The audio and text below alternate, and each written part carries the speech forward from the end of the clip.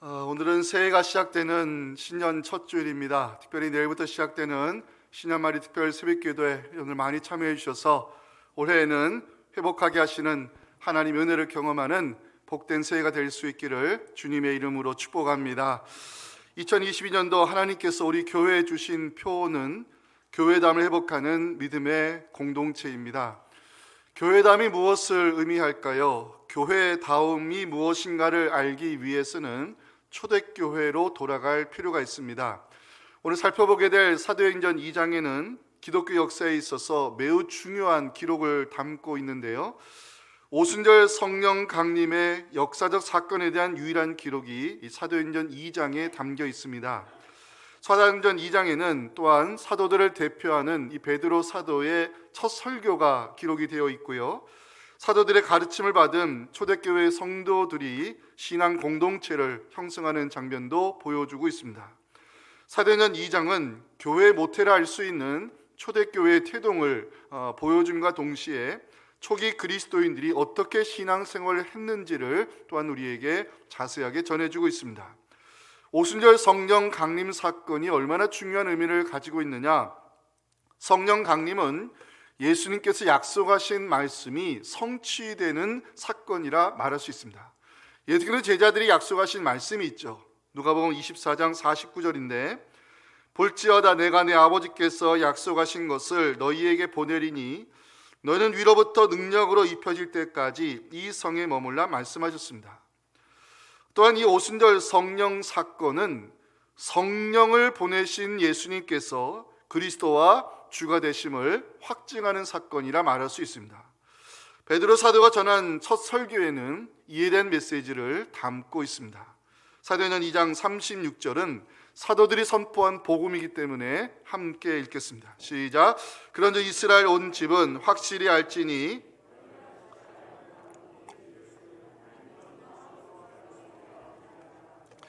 성령 강림 사건으로 사도들은 영적으로 충만함을 입었고 담대히 예수 그리스도의 주되심을 선포하게 되는데, 사도들이 선포한 그 복음에 유대인들이 말씀에 반응하기 시작했습니다. 사도행전 2장 37절입니다.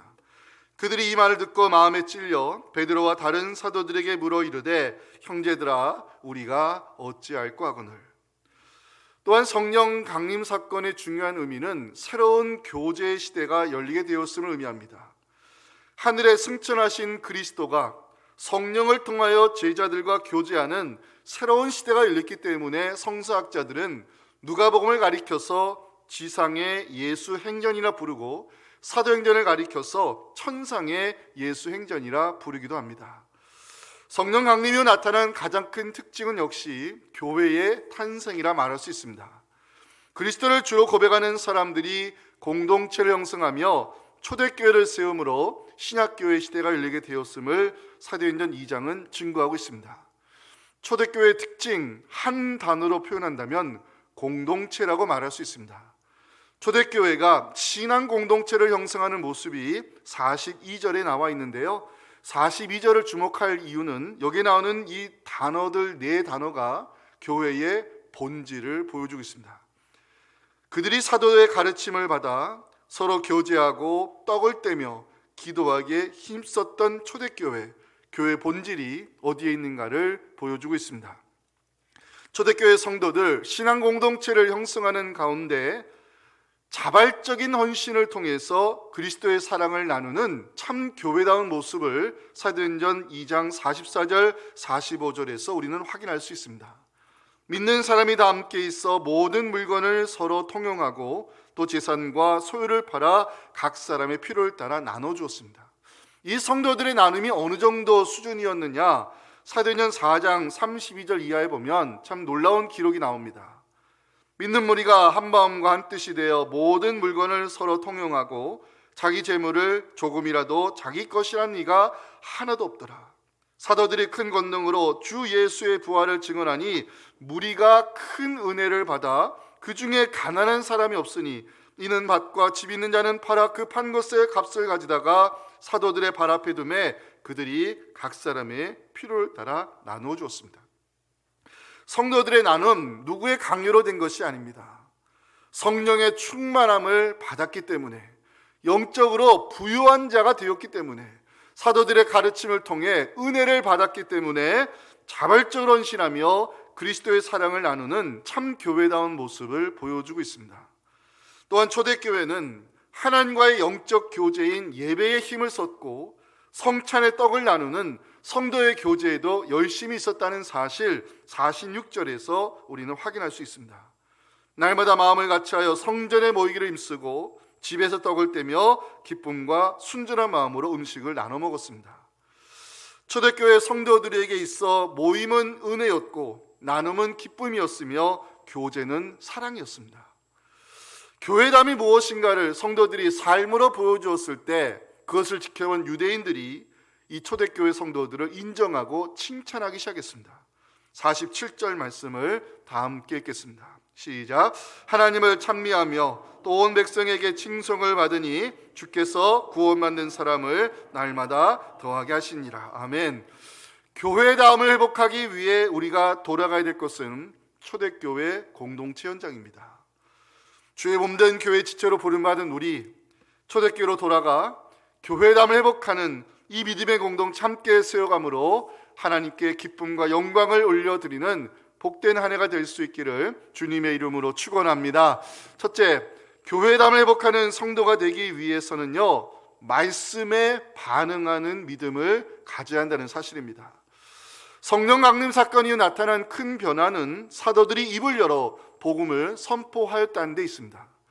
사도행전 2장에는 베드로 사도의 첫 번째 설교가 기록이 되어 있는데 주로 캐리그마 형식을 가지고 있습니다. 캐리그마는 명백한 팩트, 이 명백한 사실을 전하는 것인데 베드로를 중심으로 사도들은 예수의 주되심과 메시아 되심을 선포하는 캐리그마 설교에 집중했습니다. 사도들이 말씀을 전하자 유대인들은 마음의 찔림을 받기 시작했습니다. 마음의 찔림을 받았다는 것은 성령께서 유대인들의 완악한 마음을 말씀의 검으로 두드렸다는 것을 의미합니다.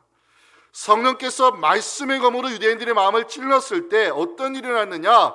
말씀에 반응하는 사람들이 생겨나기 시작했습니다. 자, 40절, 41절 보시면 또 여러 말로 확증하며 권하여 이르되 너희가 이 패역한 세대에서 구원을 받으라. 사도들이 복음을 선포했을 때 그 말을 받은 사람들이 반응하기 시작했습니다. 복음을 받아들였고 믿음을 갖게 되면서 예수 이름으로 세례를 받으며 그날만 신도의 수가 3,000명이 넘었습니다. 이 말씀에 반응한 사람들이 생겨났다는 것, 교회의 시작을 알리는 밑거름이었습니다. 세례받은 성도의 수가 3,000명이 생겨나게 되면서 마가의 다락방을 시작한 초대교회는 이제 공동체로 세워지는 은혜를 입게 되었습니다. 초대교회가 이 믿음의 공동체로 세워져가는 그 장면이 42절에 나오는데요, 42절 보시면 사도의 가르침, 교제, 성찬, 그리고 기도가 교회의 본질적 모습임을 우리에게 보여주고 있습니다. 그 중에 이 사도의 가르침이 제일 앞에 위치해 있다는 것은 교회는 말씀 위에 세워지는 진리의 공동체임을 성경은 증거하고 있습니다. 사도의 가르침을 중심으로 성도의 교제가 이루어지고 성찬의 떡을 나누며 기도에 힘썼던 초대교회 성도들, 교회다움이 무엇인가를 보여주고 있습니다. 특별히 중요한 것은 말씀에 반응한 사람들이 모여서 교회라는 공동체를 세웠다는 사실입니다. 교회는 진리의 반석에 세워지는 복음의 공동체요, 교회는 말씀을 선포하는 증거의 공동체입니다. 교회가 입을 다물면 누구도 복음을 들을 수 없고 누구도 예수 그리스도의 주되심을 고백할 수 없습니다. 교회는 말씀에 집여야 되며 복음을 전하기 위해 세움받은 사명 공동체가 바로 교회입니다. 교회 지체로 부름받은 성도가 교회담을 회복하기 위해 노력해야 될 일이 있습니다. 말씀에 반응하는 믿음을 가지려고 노력해야 한다는 것입니다.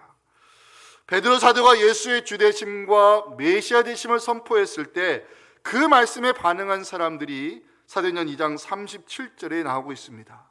그들이 이 말을 듣고 마음에 찔려 이제 묻기 시작합니다. 우리가 어찌할꼬? 성령께서 유대인들의 마음을 두드렸을 때 그들은 말씀에 찔림을 받았습니다. 말씀에 찔림을 받은 유대인들은 그 말씀에 반응하고자 형제들아 우리가 어떻게 해야 되냐고 질문을 던졌습니다. 사랑하는 성도 여러분, 올해 신앙의 여정을 걸어가실 때 무엇보다 말씀에 반응하는 사람 되려고 노력하시기 바랍니다. 말씀을 듣고 은혜 받는데 멈추면 그것은 자신을 속이는 믿음입니다. 야고보서 1장 22절을 주목해 보시기 바랍니다. 너희는 말씀을 행하는 자가 되고 듣기만 하여 자신을 속이는 자가 되지 말라. 성경은 말씀합니다. 수준 있는 설교 들었다고 우리의 믿음의 수준이 높아지는 것 아닙니다. 은혜로운 말씀 들었다고 우리의 신앙이 좋아지는 것 아닙니다. 믿음은 말씀의 반응을 통해 자라나고 깊어지고 확장되어 간다는 사실을 기억하시기 바랍니다. 말씀을 들은 성도가 던져야 될 질문이 있습니다. 내가 어찌할꼬? 말씀 앞에 내가 어떻게 반응해야 되는지 이 질문을 던지고 말씀을 묵상하는 가운데 성령께서 우리의 믿음을 움직이시면 그대로 반응하시기 바랍니다. 말씀에 반응하는 자가 살아있는 말씀의 능력을 경험하게 될 줄 믿습니다. 여러분들, 말씀에 반응하는 사람과 반응하지 않으려는 사람의 차이가 얼마나 엄청난 결과를 만들어내는지 보여주는 사건이 있습니다. 모세가 애굽왕 바로를 상대로 10대 재앙을 선포했을 때 7째 재앙이 우박 재앙이었습니다. 그때 모세가 재앙을 선포하며 전할 말씀이 출애굽기 9장 18절에 이렇게 나옵니다. 내일 이맘때면 내가 무거운 우박을 내리리니 애굽 나라가 세워진 그날부터 지금까지 그와 같은 일이 없을 것이다. 말씀을 선포했을 때 반응하는 사람과 반응하지 않으려는 사람들의 모습이 출애굽기 9장 20절에 나오는데요. 중요한 말씀입니다. 함께 읽겠습니다. 시작. 바로의 신하 중에 여호와의 말씀을 두려워하는 자들은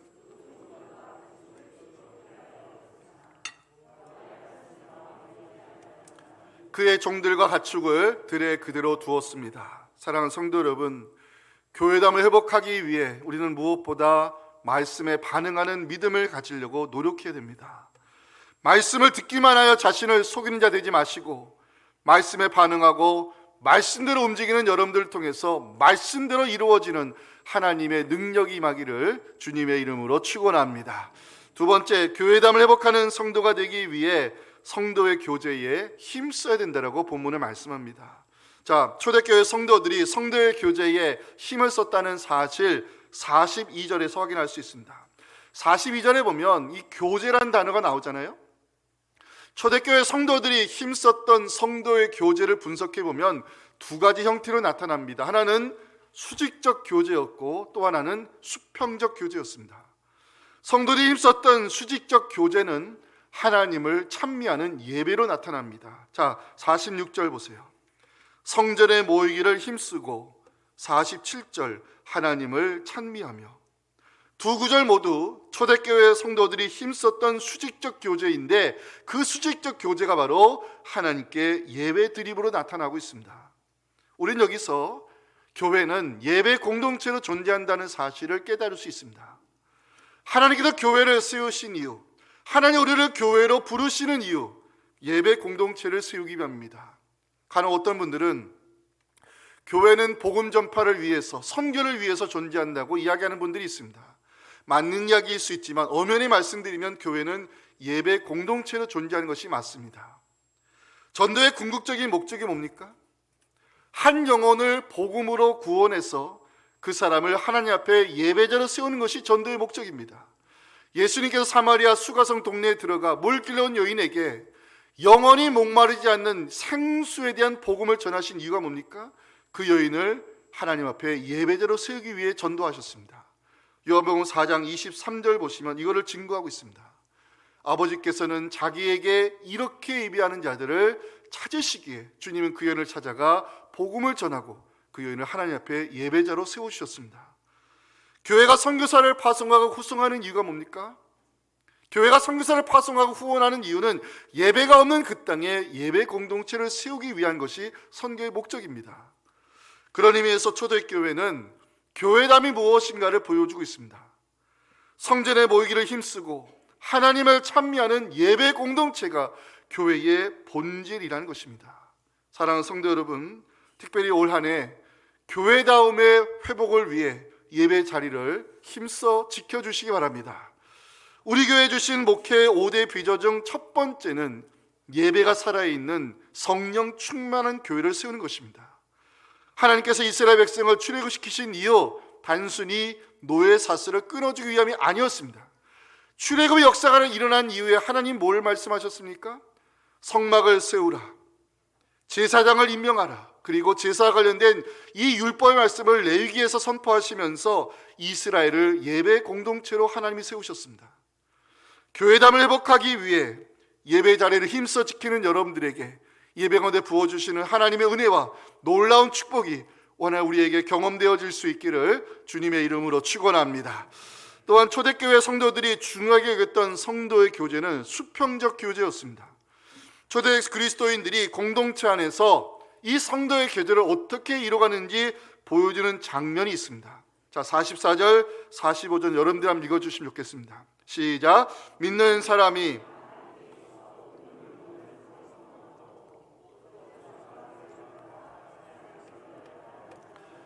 사도들의 가르침을 통해서 은혜 받은 초대교회 성도들이 자발적으로 하나님 주신 것을 나누기 시작했습니다. 초대교회가 좋은 소문이 나기 시작하면서 사람들이 몰려들었는데요, 그 당시 1세기만 해도 밥 한 끼 제대로 먹지 못하는 가난한 사람들이 예루살렘에 많았습니다. 초대 그리스도인들은 이 교회에 모여드는 사람들을 위해서 자신의 재산을 교회에 헌납했고 사람의 필요를 따라 나눠주면서 밥 한 끼 대접하는 구제 사역에 힘썼습니다. 교회가 제공하는 한 끼의 식사, 가난한 사람들에게는 복음이었고 십자가의 사랑이었습니다. 요즘같이 자기 밥그릇에 집착하는 시대에 이 초대교회 성도들의 헌신과 섬김과 나눔은 이해가 가지 않을 수 있습니다. 여느 초대 그리스도인들이 이 나눔을 통한 성도의 교제에 열심을 냈던 이유가 있습니다. 저는 이 말씀을 묵상하며 은혜 받았는데요, 사도행전 4장 33절부터 함께 말씀을 읽어 내려가겠습니다. 시작. 사도들이 큰 권능으로 주 예수의 부활을 증언하니 무리가 큰 은혜를 받아 그 중에 가난한 사람이 없으니 이는 팔아 그 판 것의 값을 가져다가 사도들의 발 앞에 두매 그들이 필요를 따라 나누어 주었습니다. 초대교회 성도들이 이 나눔과 섬김을 실천했던 것은 은혜 받은 자들이었기 때문이었습니다. 은혜 받은 자는요, 자기 밥그릇에 집착하지 않습니다. 은혜 받은 자는 하나님 주신 것에 빗장을 치우지 않습니다. 자기 밥그릇에 집착을 풀고 다른 사람의 필요를 채우는 것이 은혜 받은 자의 마땅한 반응임을 초대교회 성도들은 보여주고 있습니다. 또한 성도들의 나눔이 가능했던 것은요, 성찬의 정신을 실천하려 했던 믿음이 있었기 때문에 그렇습니다. 자, 42절 보시면 떡을 떼며, 46절 집에서 떡을 떼며, 이 구절이 반복해서 나오는 이유가 있습니다. 초대교회 성도들에게 떡을 떼는 행위는 성찬의 정신을 실천하는 믿음이 있었기 때문이고, 그 믿음이 나눔과 섬김을 통해 나타나면서 진정한 성도의 교제가 이루어져 가고 있었습니다. 이 떡을 떼는 행위를 성찬식과 관련하여 해석하기가 좀 어려운 부분도 있지만, 사도의 가르침을 통해서 초대 그리스도인들은 주님께서 주관하셨던 최후의 만찬을 알고 있었을 것입니다. 주님께서 제자들에게 떡을 떼어주시고 잔을 나누어 주시는 성찬이 십자가의 사랑을 나누는 것임을 알고 있는 성도들은 떡을 떼는 행위를 통해서 성도의 교제를 이루어갈 수 있었던 것입니다.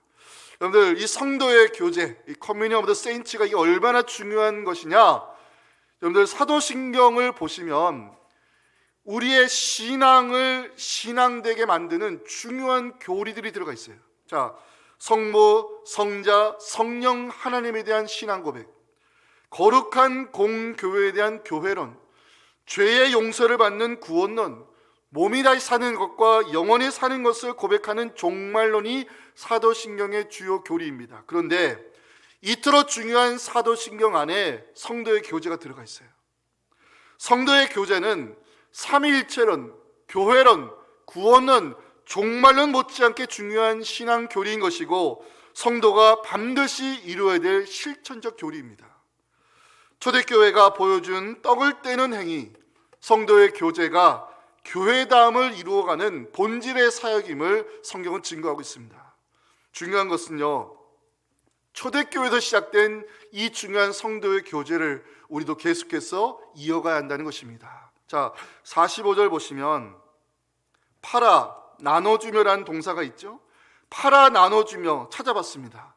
헬라어 성경으로 미완료, 아직 끝나지 않은 과거 동사로 기록이 되어 있습니다. 자신의 재산을 팔아서 필요한 사람에게 나눠주었던 이 성도의 교제가 한두 번 행사로 끝난 것이 아니라 계속적으로 반복적으로 일어났다는 것을 성경은 증거하고 있습니다.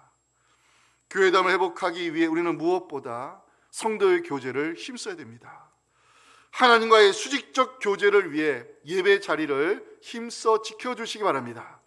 은혜 받은 자로서 자기 밥그릇에 집착을 풀고 하나님 주신 것을 나누며 다른 사람의 필요를 채워주는 진정한 성도의 교제가 우리 공동체 안에서 일어났으면 좋겠습니다. 성도의 교제가 주는 이 즐거움과 기쁨이 새해에는 넘쳐나기를 소망하면서 하나님 나라 가족 공동체를 이루어가는 멋진 우리 교회가 될 수 있기를 간절히 소망합니다. 마지막 메시지입니다. 교회담을 회복하기 위해 성도는 칭찬받는 사람이 되어야 한다는 사실입니다. 초대교회 성도들이 신앙 공동체를 형성하고 자발적으로 재산을 혼합하면서 사람들의 필요를 채워줬을 때 소문이 나기 시작했습니다. 그리스도인들의 삶을 지켜본 유대인들이 반응하기 시작했습니다. 자, 47절 보세요. 온 백성에게 칭송을 받으니라는 구절이 나오죠. 자, 여기 나오는 백성이라는 단어가 헬라어로 라우스란 단어인데 주로 예수 그리스도를 믿지 않았던 유대인들을 가리키는 단어입니다. 예수 그리스도를 인정하지 않았던 유대인들이 초대교회 성도들의 나눔과 섬김을 지켜보면서 이들을 칭찬하고 인정해 줬을 때 하나님은요, 구원받는 사람을 날마다 더하게 하시는 부흥의 역사를 이루셨습니다. 여러분들, 우리가 교회담을 회복하기 위해 성도로 부름받은 우리가 세상 사람들과의 관계 속에서 반드시 보여줘야 될 모습이 있습니다. 칭찬받을 만한 착한 행실이 우리에게 있어야 한다는 것입니다. 제가 제일 듣기 좋은 소리 있습니다. 믿는 사람은 뭔가 다르네. 참 듣기 좋은 소리 아니겠습니까? 여러분들, 그리스도인이란 단어가 언제 성경에 처음 등장합니까? 사도행전 11장 26절 아닐까요? 안디옥에서 비로소, 말씀 띄워주세요. 안디옥에서 비로소 그리스도인이라 일컬음을 받게 되었더라. 안디옥 교회 성도들을 지켜보면서 세상 사람들은요, 이 사람들이야말로 진짜 예수쟁이다면서 붙여진 별명이 크리스티안, 그리스도인입니다. 사랑하는 성도 여러분, 칭찬받는 그리스도인이 되기 위해 우리가 실천해야 될 말씀이 있습니다. 마태복음 5장 16절 중요한 말씀인데 다 함께 읽겠습니다. 시작. 이같이 너희 빛이 사람 앞에 비치게 하여 그들로 너희 착한 행실을 보고 하늘에 계신 너희 아버지께 영광을 돌리게 하라. 아멘. 이제 말씀을 마무리하기 원합니다. 교회담을 회복하는 성도가 되기 위해 우리는 말씀에 반응하는 믿음을 가지려고 노력해야 됩니다. 교회담을 회복하는 성도가 되기 위해 예배 자리를 힘써 지키며 나눔과 섬김을 통하여 진정한 성도의 교제를 우리가 이루어가야 됩니다. 교회담을 회복하기 위해 성도로 부름받은 우리는 세상 사람과의 관계 속에서 착한 행실을 통해 칭찬받는 그리스도인이 되려고 노력해야 됩니다. 오늘은 새해가 시작되는 신년 첫 주일입니다. 우리 교회 주신 올해 표를 함께 믿음으로 외쳤으면 좋겠습니다. 제가 먼저 합니다. 교회담을 회복하는 믿음의 공동체. 한 번 더요. 교회담을 회복하는 믿음의 공동체.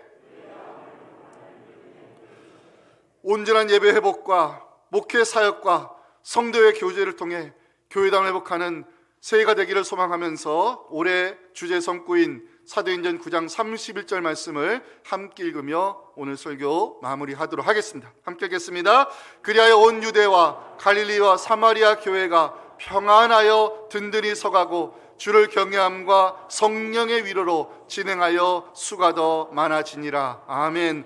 하나님 감사합니다. 신년 새해를 맞이해서 우리 교회에 교회당을 회복하는 믿음의 공동체 펴주심을 감사를 드립니다.